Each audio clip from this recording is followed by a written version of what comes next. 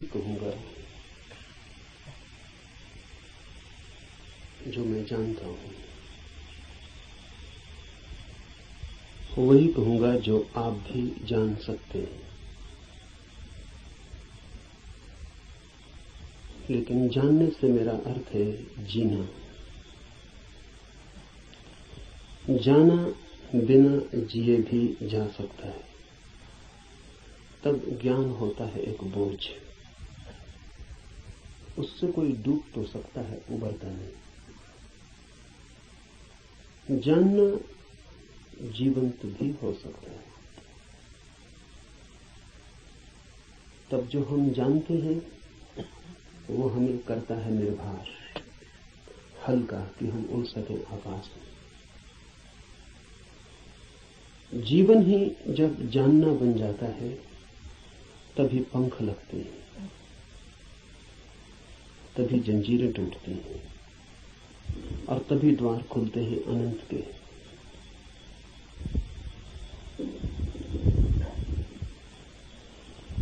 लेकिन जानना कठिन है। ज्ञान इकट्ठा कर लेना बहुत आसान है और इसलिए मन आसान को चुन लेता है और कठिन से बचता है। लेकिन जो कठिन से बचता है वो धर्म से भी वंचित रह जाएगा। कठिन ही नहीं, जो असंभव से भी बचना चाहता है वो कभी भी धर्म के पास नहीं पहुंच पाएगा। धर्म तो है ही उनके लिए जो असंभव में उतरने की तैयारी रखते हैं। धर्म है जुआरियों के लिए, दुकानदारों के लिए नहीं। धर्म कोई सौदा नहीं है। धर्म कोई समझौता भी नहीं। धर्म तो है दांव। जुआरी लगाता है धन को दांव पर, धार्मिक लगा देता है स्वयं को। वही परम धन है।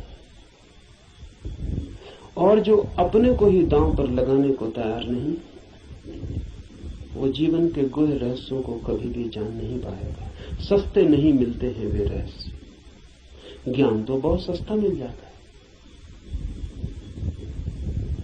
ज्ञान तो मिल जाता है किताब में, शास्त्र में, शिक्षा में, शिक्षक के पास। ज्ञान तो मिल जाता है करीब करीब मुफ्त, कुछ चुकाना नहीं पड़ता है। धर्म में तो बहुत कुछ चुकाना पड़ता है। बहुत कुछ कहना ठीक नहीं, सभी कुछ दांव पर लगा दे कोई तो ही उस जीवन के द्वार खुलते हैं। इस जीवन को जो दांव पर लगा दे उसके लिए ही उस जीवन के द्वार खुलते हैं। इस जीवन को दांव पर लगा देना ही उस जीवन के द्वार की कुंजी है।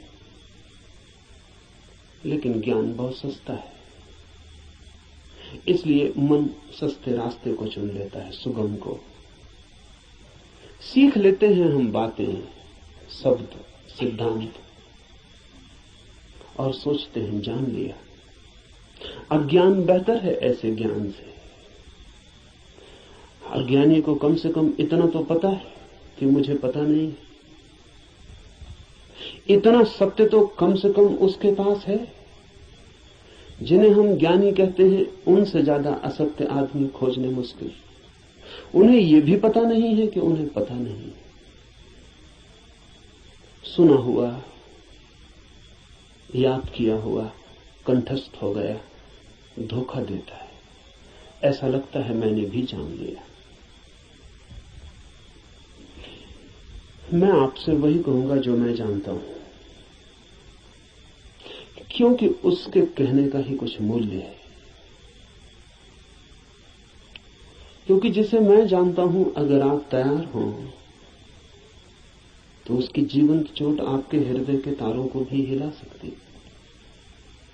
जिसे मैं ही नहीं जानता हूं, जो मेरे कंठ तक ही हो, वो आपके कानों से ज्यादा गहरा नहीं जा सकता। जो मेरे हृदय तक हो, उसकी ही संभावना बनती है। अगर आप साथ दें तो वो आपके हृदय तक जा सकता है। आपके साथ की तो फिर भी जरूरत होगी। क्योंकि आपका हृदय अगर बंद ही हो तो जबरदस्ती उसमें सत्य डाल देने का कोई उपाय नहीं है, और अच्छा ही है कि उपाय नहीं है। क्योंकि सत्य भी अगर जबरदस्ती डाला जाए तो स्वतंत्रता नहीं बनेगा, परतंत्रता बन जाएगा। सभी जबरदस्तियां परतंत्रताएं बन जाती। इसलिए इस जगत में सभी चीजें जबरदस्ती आपको दी जा सकती हैं, सिर्फ सत्य नहीं दिया जा सकता, क्योंकि सत्य कभी भी परतंत्रता नहीं हो सकता। सत्य का स्वभाव स्वतंत्रता है।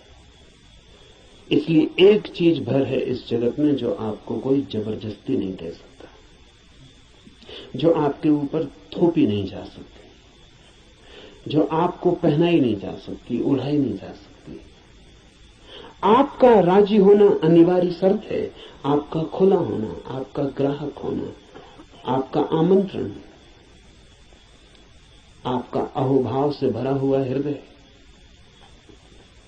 जैसे पृथ्वी वर्षा के पहले पानी के लिए प्यासी होती और दरारें पड़ जाती हैं, इस आशा में पृथ्वी जगह जगह अपने ओंठ खोल देती है कि वर्षा हो।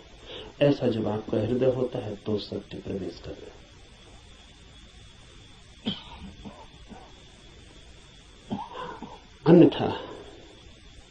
अन्यथा सत्य आपके द्वार से भी आकर लौट जाता है। बहुत बार लौटा है, बहुत जन्मों जन्मों में। आप कुछ नए नहीं, इस पृथ्वी पर कुछ भी नया नहीं, सभी बहुत पुराने हैं। आप बुद्ध के चरणों में भी बैठ के सुने हैं, आपने कृष्ण को भी देखा है, आप जीसस के पास भी उठे बैठे हैं, लेकिन फिर भी वंचित रह गए, क्योंकि कभी भी आपका हृदय तैयार नहीं था। आपके पास से बुद्ध की सरिता बहती निकल गई है, महावीर की सरिता बहती निकल गई, आप प्यासे रह गए। आनंद रो रहा था जिस दिन बुद्ध के प्राण छूटने को थे और छाती पीट रहा था, और बुद्ध ने उससे कहा कि तू रोता क्यों है? जरूरत से ज्यादा मैं तेरे पास था 40 वर्ष, और अगर 40 वर्ष में भी नहीं हो पाई वो घटना, तो अब रोने से क्या होगा? मेरे मिटने से इतना परेशान क्यों हो रहा है?